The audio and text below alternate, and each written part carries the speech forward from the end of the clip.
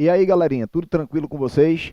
Então a gente vai resolver agora a 13ª questão do nono exame da ordem, da prova tipo 1 branca, questão que trata das garantias que a Constituição atribui à magistratura. Vamos aqui para a telinha cheia. No intuito de garantir o regular exercício da prestação jurisdicional, a Constituição da República conferiu aos magistrados algumas prerrogativas. A respeito dessas prerrogativas, assinale a afirmativa correta. Câmerazinha aqui. Então, a questão sempre cobrada em banca de concurso, e principalmente provas de OAB. A Constituição dá ao Poder Judiciário duas espécies de garantias. As garantias denominadas institucionais, e essas institucionais são garantias que a Constituição dá ao próprio Poder Judiciário enquanto instituição, enquanto estrutura, como, por exemplo, a autonomia financeira, a autonomia administrativa. Por outro lado, a Constituição atribui também aos membros do Poder Judiciário, aos próprios magistrados, algumas garantias. Essas garantias que a Constituição dá ao magistrado, elas asseguram que o magistrado possa julgar livremente de acordo com as suas convicções. São as chamadas garantias funcionais de liberdade. E essas garantias funcionais de liberdade se encontram lá no artigo 95 da Constituição. É dela que a questão está querendo tratar. É dela que ela vai cobrar. Aconselho também vocês darem uma olhadinha no artigo 95, parágrafo único. O parágrafo 95, galera, traz as vedações que a Constituição dá ao magistrado. A gente vai tratar nessa questão das garantias funcionais de liberdade, né? Artigo 95 da Constituição. Vamos aqui para a telinha branca. Então, aqui, ó, quais são as garantias funcionais que a Constituição dá aos membros do Poder Judiciário? A gente tem basicamente três espécies de garantias funcionais: a vitaliciedade,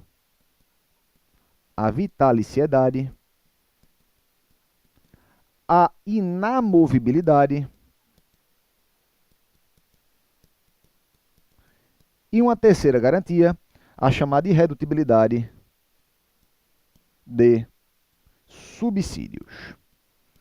Primeira delas, vitaliciedade. Lembra, magistrado ele não é estável. Magistrado não adquire estabilidade. Se vier numa prova dizendo que o magistrado é estável, corram. Ele não é estável. O magistrado ele pode adquirir a vitaliciedade. E quando é que o magistrado adquire a vitaliciedade? Depende. Se ele ingressou por concurso público, ele vai adquirir após 2 anos de exercício. Se ele ingressa diretamente para tribunal, ele adquire no momento da sua posse. Uma vez adquirida a vitaliciedade, o magistrado só perderá o cargo em razão de decisão judicial que tem o trânsito em julgado. Então lembrem, galera, isso aqui é importante demais, não esqueçam mais. Magistrado, uma vez vitaliciado e não estabilizado, né, só perde o cargo em razão de decisão judicial com trânsito em julgado. Câmerazinha aqui. Então, olha, magistrado ingressou para o concurso. Após 2 anos de exercício, se torna vitalício. Mas ele não ingressou para o concurso, Mário, ingressou diretamente para um tribunal. Por exemplo, o ministro do Supremo, ele adquiriu a vitaliciedade no momento da sua posse. Foi vitaliciado, único modo de perder o cargo, decisão judicial transitada e julgado. Mas se ele não tivesse sido vitaliciado ainda, ele ingressou para o concurso e ainda está no seu processo de vitaliciamento, está lá no seu primeiro ano. Ele vai poder perder o cargo por decisão do respectivo tribunal, ou até mesmo do Conselho Nacional de Justiça, beleza? Vamos passar para outra prerrogativa aqui, vamos para a telinha branca. Segunda prerrogativa é a inamovibilidade. O magistrado, ele, como regra, não pode sofrer remoção compulsória. Entretanto, essa regra tem uma exceção, galera. Em uma situação, ele poderá ser removido compulsoriamente, mas devem estar presentes 3 requisitos. Deve haver interesse público na remoção compulsória do magistrado, uma decisão por maioria absoluta do Conselho Nacional de Justiça ou do tribunal ao qual o magistrado se encontra vinculado, e, obviamente, deve ser assegurada a ampla defesa.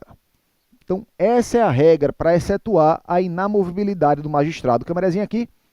Então, imagina a seguinte situação. O magistrado está atuando na sua comarca e lá ele está julgando um processo que envolve interesse político aí forte. E ele sofre ameaças. Olha, se você não julgar dessa determinada forma, a gente vai lhe colocar em outro local. Você vai ser removido daqui. Obviamente, a Constituição o protege dessa situação e diz o seguinte, olha, ele não pode ser removido compulsoriamente. Salvo, tem uma exceção, obviamente, se houver interesse público, por uma decisão da maioria absoluta do CNJ ou do respectivo tribunal, assegurada, obviamente, a ampla defesa, beleza? Vamos tratar da terceira prerrogativa dos magistrados, vamos aqui para a telinha branca de novo. Terceira prerrogativa, galera, essa aqui não oferece dificuldade, é a redutibilidade de subsídios, né? A gente sabe que um servidor público, de maneira geral, ele tem o direito à irredutibilidade vencimental. Apenas lembrar que magistrado ele recebe por meio de subsídio, né? Aquela parcela única. E eu quero que vocês lembrem também que essa irredutibilidade envolve o valor nominal. Não se trata da chamada irredutibilidade real, que preserva o poder aquisitivo. Vou explicar isso para vocês aqui, ó, câmerazinha minha. Galera, se a gente entende que magistrado tem direito a uma irredutibilidade real, a consequência disso seria o quê? Toda vez que você tivesse os números da inflação em determinado mês, automaticamente a remuneração dele seria reajustada de acordo com essa inflação para recuperar o poder aquisitivo. Não é assim. A Constituição não assegura uma irredutibilidade real dessa forma. Ela assegura uma irredutibilidade meramente nominal, beleza? Então, não confundir. Vamos resolver a questãozinha aqui. Vamos aqui para a linha cheia. Então, visto aí, galera. Olha como vai ficar tranquilo para resolver a questão agora. Então, letra A. A inamovibilidade pode ser excepcionada no caso de relevante interesse público e desde que a remoção seja aprovada pela maioria absoluta do tribunal ou do CNJ. Exatamente isso, galera. Aqui, ó, exceção à inamovibilidade. Quais são os requisitos para excetuar? Interesse público, maioria absoluta do tribunal ou do CNJ. Para ficar mais bonitinha a questão ainda, ela podia ter falado expressamente, né, que tinha que ser assegurada a ampla defesa, né? Obviamente, para ele sofrer remoção compulsória. Mas a gente não vai brigar com o examinador. A questão A de abacate, ela está certinha, galera. A gente vai marcar o xizinho nela. B. A irredutibilidade de subsídios consiste na impossibilidade de redução do poder aquisitivo do subsídio do magistrado. E não somente do seu valor nominal. A gente acabou de ver, galera. A redutibilidade que a Constituição assegura é a redutibilidade nominal. Não é uma irredutibilidade real, né? Que se refere à redução do poder aquisitivo. Caso isso fosse assim, todo mês ele teria direito a um reajuste de sua remuneração, né? Então, a questão está incorreta. C. O magistrado, apesar da vitaliciedade, pode perder o cargo por decisão administrativa da maioria absoluta do tribunal do CNJ. De jeito nenhum, galera. Se ele for vitalício, se ele tiver adquirido a vitaliciedade, ele só poderá perder o cargo por decisão judicial com trânsito em julgado, como a gente viu. Está lá no artigo 95 da Constituição Federal. Então a questão também está incorreta. E letra D. A aposentadoria dos magistrados seguirá regime jurídico diverso daquele aplicável aos servidores públicos em geral? Não. Está lá no artigo 93, 7º da Constituição.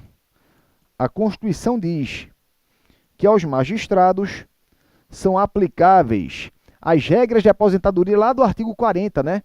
O artigo 40 trata, né, das regras de aposentadoria dos servidores públicos em geral. Então se aplica aos magistrados exatamente as mesmas regras. Então, quando fala que segue regime jurídico diverso, a questão ficou incorreta. Então, essa questão aí correta ficou a letra A.